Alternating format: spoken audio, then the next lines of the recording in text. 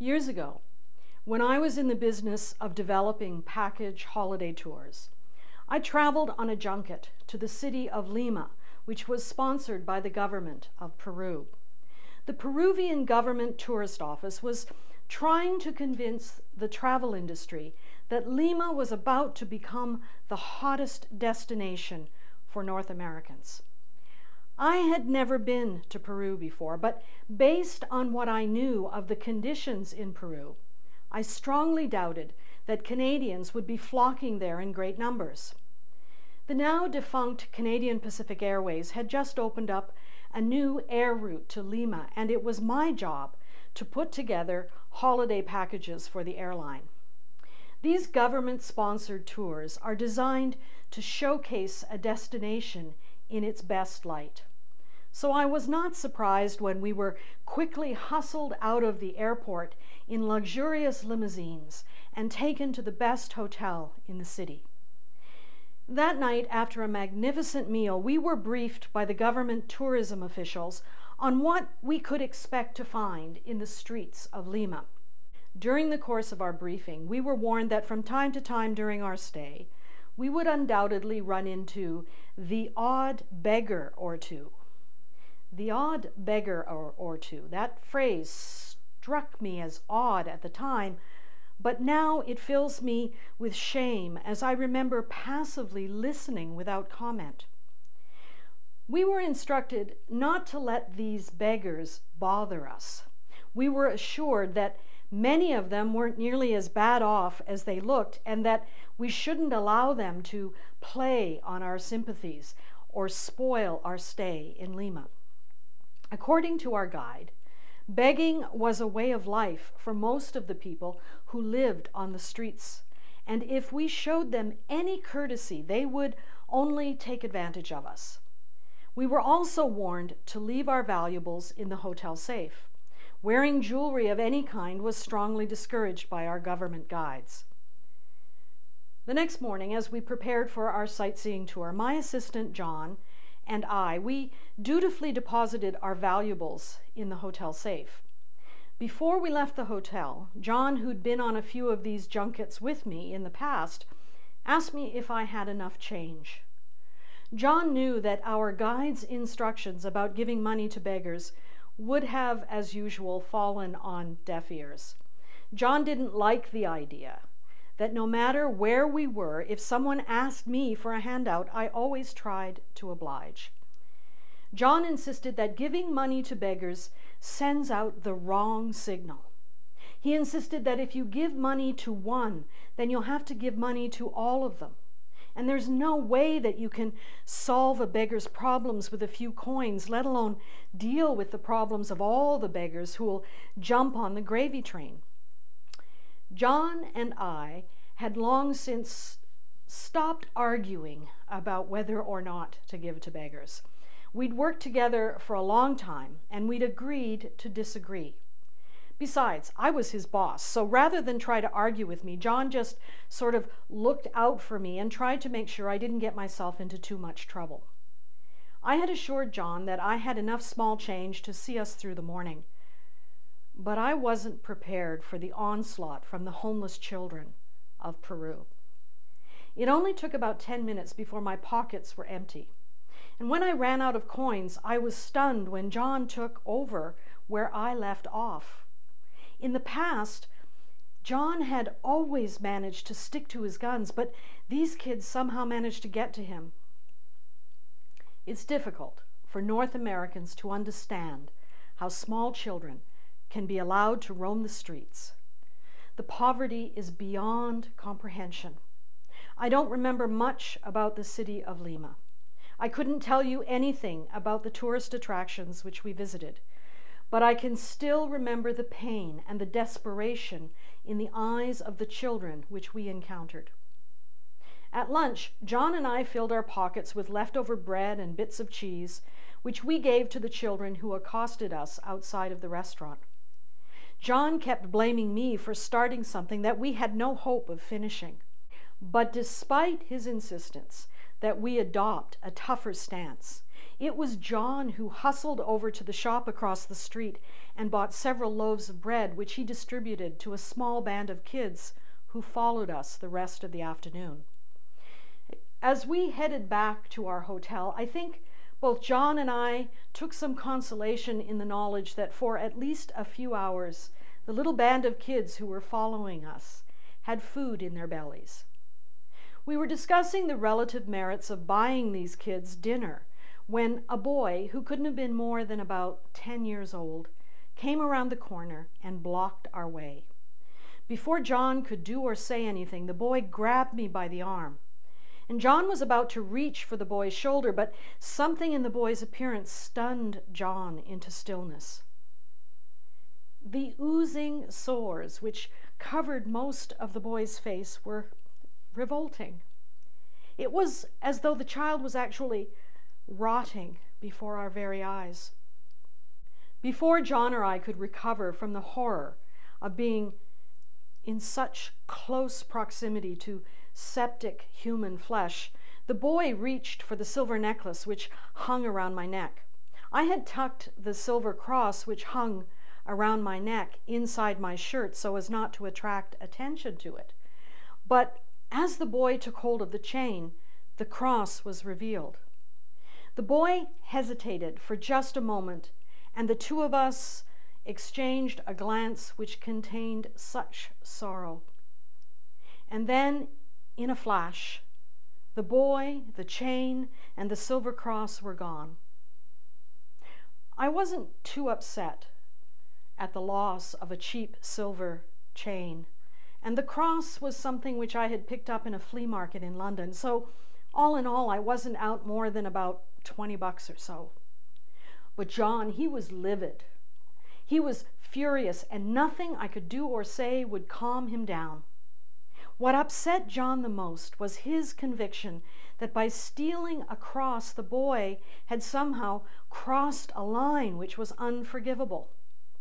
As John saw it, the moment of hesitation meant that the boy actually knew what the cross represented, and then he stole it anyway. Peru is a largely Roman Catholic country, and as John saw it, this kid had to know that what he was doing was wrong. The fact that this kid might have been starving wasn't any kind of excuse as far as John could see. In John's world, some lines should never be crossed, no matter how desperate you are. Word of our altercation on the streets of Lima eventually got back to our government guide, Mano, who tried to understand John's indignation over the theft of a cross, but somehow Mano's heart just wasn't in it. Mano did his best to explain the desperation of the children who live on the streets. But when John's anger could not be consoled, Mano asked us if we'd like to see where most of these kids come from. So the next morning, Mano took John and I to a landfill just outside of Lima. There, in the garbage of the city, was a world I shall never forget. Men, women, and children living and dying in the decay of the filth of the city. Children, toddlers, poking around in the garbage, trying to find something to eat. The smell and the stench of the steaming, rotting garbage was indistinguishable from the smell and the stench of the rotting children. In that stinking mess, we saw things which still have the power to cause me to weep.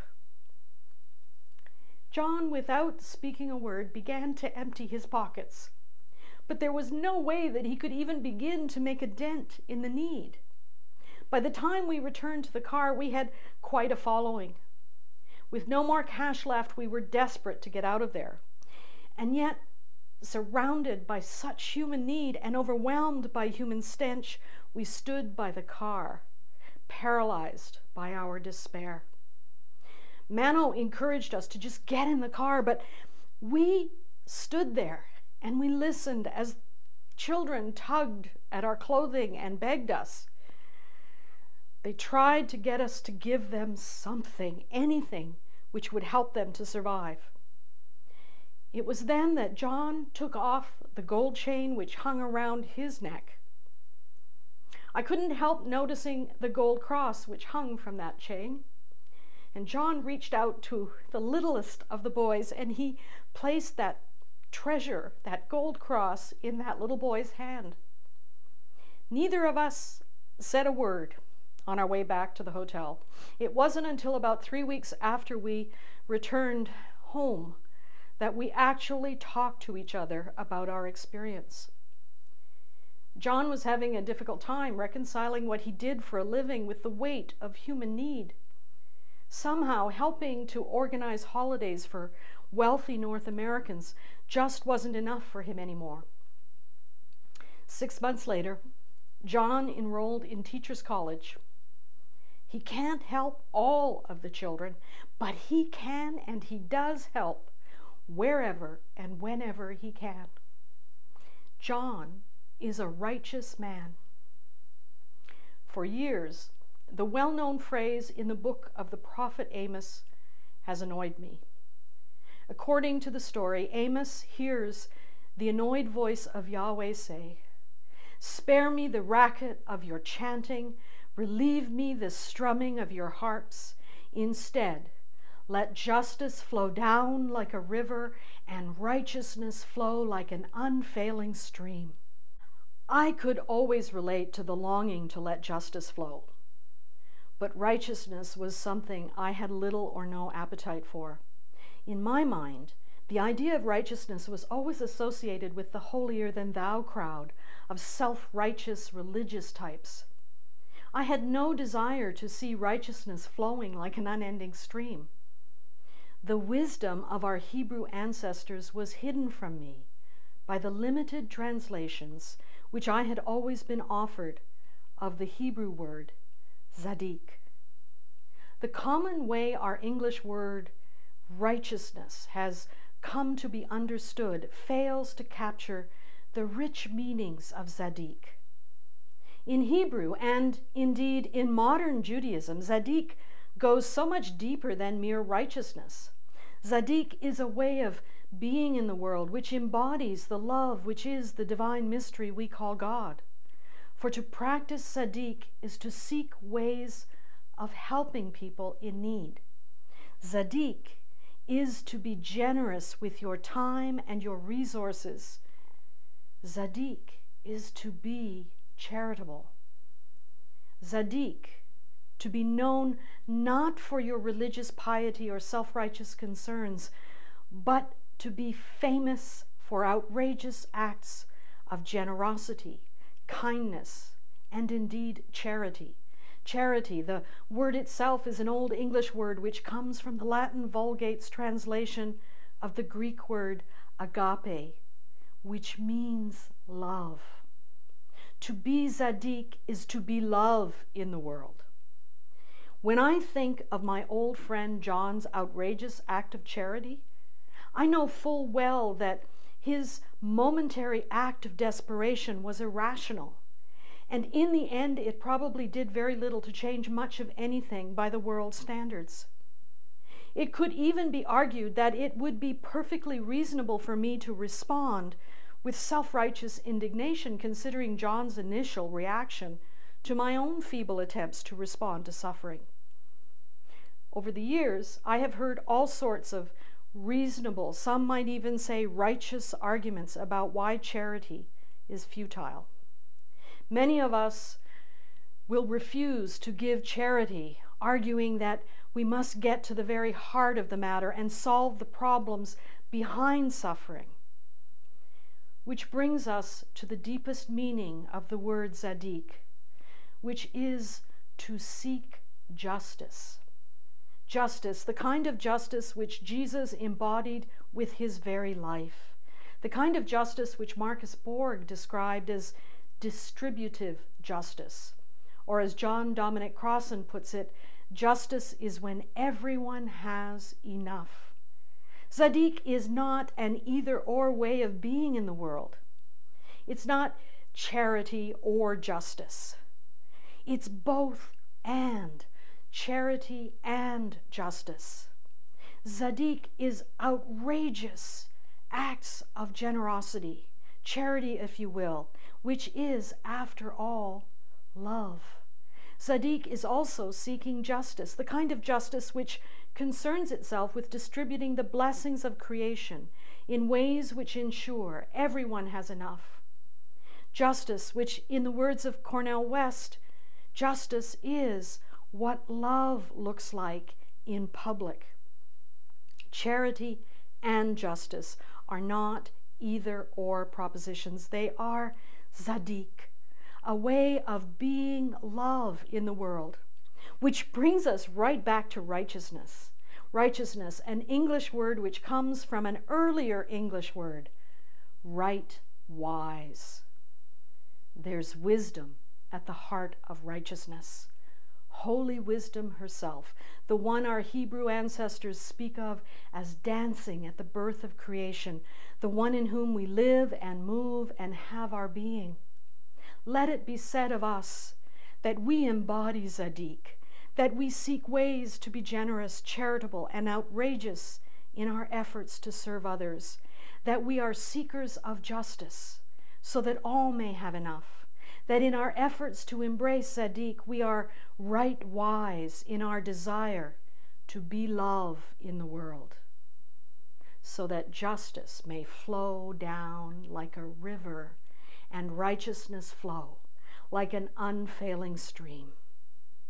Let it be so among us. Let it be so. Amen.